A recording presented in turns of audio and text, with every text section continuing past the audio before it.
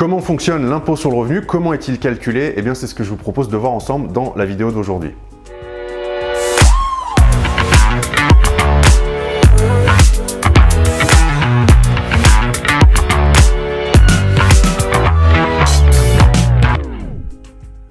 Bonjour à toutes, bonjour à tous, je vous souhaite la bienvenue dans cette nouvelle vidéo. Si vous ne me connaissez pas encore, je m'appelle Julien Loboda, je suis investisseur depuis 2012 et sur cette chaîne, je vous aide à créer votre liberté avec l'investissement immobilier. Alors aujourd'hui, je vous fais cette vidéo parce que j'ai une objection en fait qui revient très régulièrement quand je parle d'investir, d'augmenter les revenus, de gagner plus d'argent. Il y a énormément de personnes qui se bloquent, en fait, qui se mettent une barrière, qui s'empêchent de s'autoriser à gagner plus d'argent parce qu'elles ont une crainte et une seule, c'est qu'elles se mettent à payer plus d'impôts.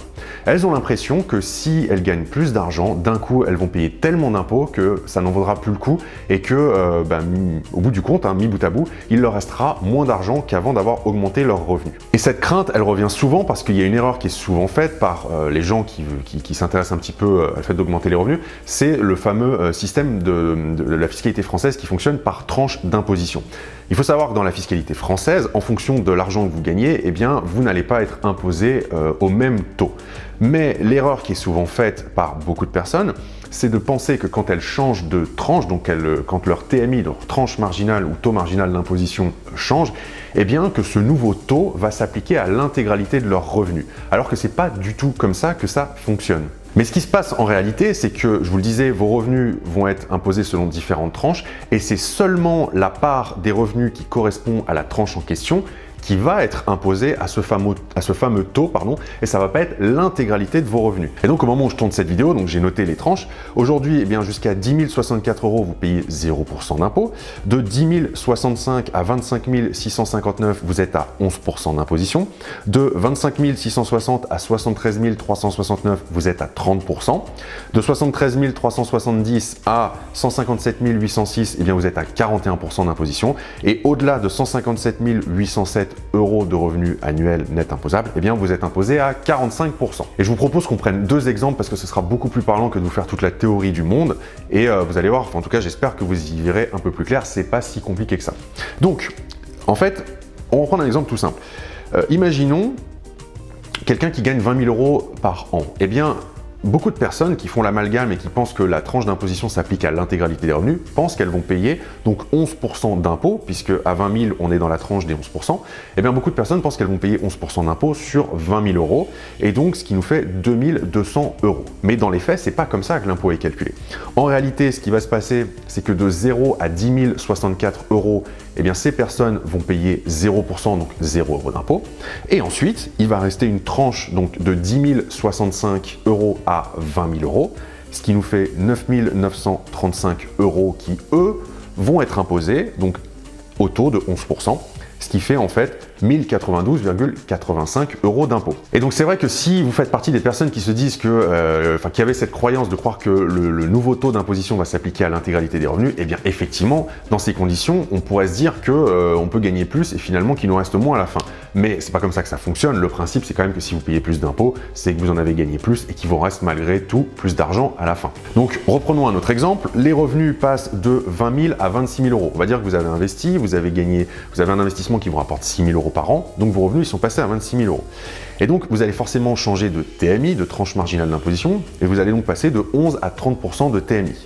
Et effectivement, si on reste sur la croyance qui consiste à se dire que c'est cette nouvelle TMI qui s'applique à l'intégralité des revenus, oui, 26 000 € fois 30%, ça vous fait 7 800 € d'impôt.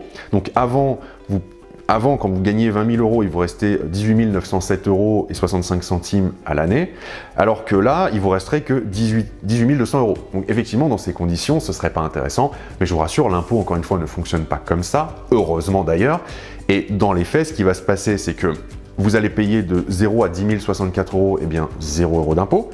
De 10 065 à 25 659, donc ça vous fait une somme imposable à 11% de 15 594 €, eh bien vous allez payer 1715,34 € d'impôt dessus.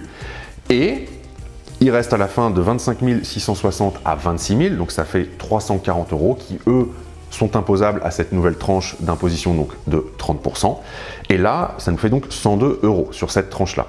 Et donc l'impôt final qui est lié à cette hausse de revenus, on est passé de 20 000 à 26 000 euros, eh bien c'est 1714,34 plus 102 euros, ce qui fait 1816,34 euros d'impôt. Donc au final, 26 000 euros liés à votre investissement, moins 1816,34 euros d'impôt, eh bien ça vous fait 24 183,66 euros qui vous reste à la fin du mois. Alors si on voulait être un peu pointilleux, on ira un peu plus dans le détail en disant que sur un investissement on va payer en plus des prélèvements sociaux, etc.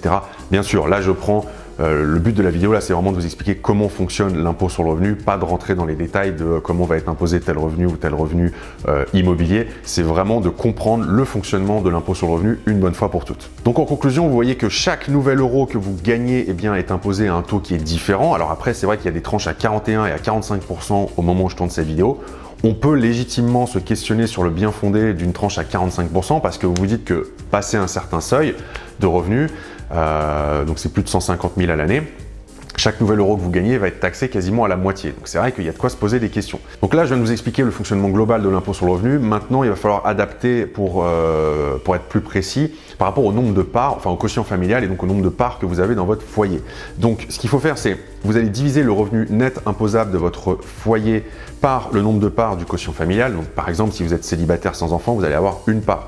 Si vous êtes un couple avec 2 enfants, vous allez avoir 3 parts parce que chaque enfant compte pour une demi-part.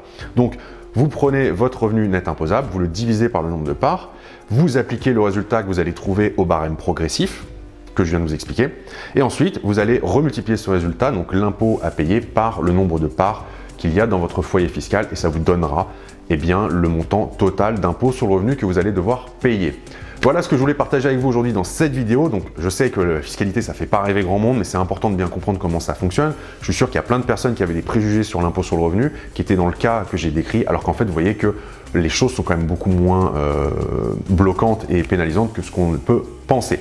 Quoi qu'il en soit, si la fiscalité c'est un sujet qui vous intéresse et que vous voulez aller plus loin, et notamment que vous voulez bien comprendre la fiscalité immobilière, eh bien ce que je vous invite à faire, c'est à jeter un coup d'œil à ma formation fiscalité immobilière.